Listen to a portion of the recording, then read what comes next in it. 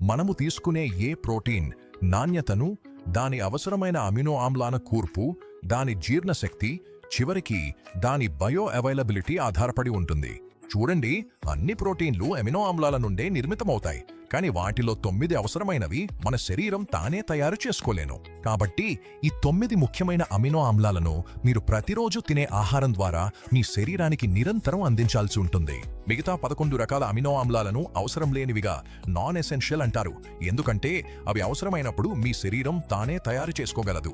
సాధారణంగా చెప్పాలంటే జంతు ఉత్పత్తులు అద్భుతమైనవిగా పరిగణించబడతాయి, ఎందుకంటే వాటిలో అన్ని 9 అవసరమైన అమినో ఆమ్లాలు ఉంటాయి. అందుకే వాటిని సంపూర్ణ ప్రోటీన్లు, కంప్లీట్ ప్రోటీన్స్ అంటారు.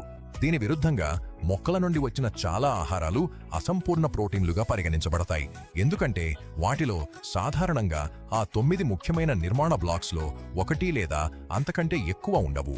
అయితే మనకు కొన్ని అద్భుతమైన మొక్కల ఆధారిత మినహాయింపులున్నాయి. ఉదాహరణకు soya, quinoa, chia, buckwheat, hemp మరియు ఫ్లాక్స్ సీడ్స్.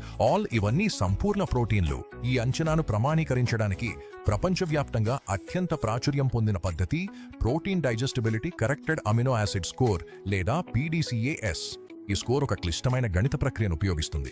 ఇందులో పరీక్షించబడే ప్రోటీన్లోని అమినో ఆమ్లాల పరిమాణాన్ని ఒక సూచిక ప్రోటీన్తో పోల్చి దాని మల విసర్జన ద్వారా జీర్ణశక్తిని కూడా పరిగణనలోకి తీసుకుంటారు. 1.0 అనే పరిపూర్ణ స్కోర్ అంటే ఆ ప్రోటీన్ పూర్తిగా జీర్ణమయ్యాక శరీరానికి అవసరమైన అన్ని ముఖ్యమైన అమినో ఆమ్లాలను 100% అందిస్తుందని సూచిస్తుంది.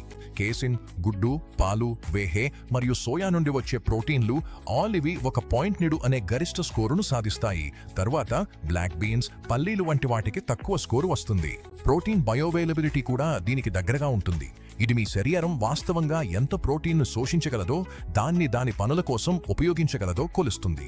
మీ జీర్ణాశయం ఆహారాన్ని ఎంత సులభంగా జీర్ణించగలదో అంత ఎక్కువగా ఆ ఆహారంలోని మంచితనం మీకు బయోవైలబుల్ అవుతుంది అనడం సహజమే.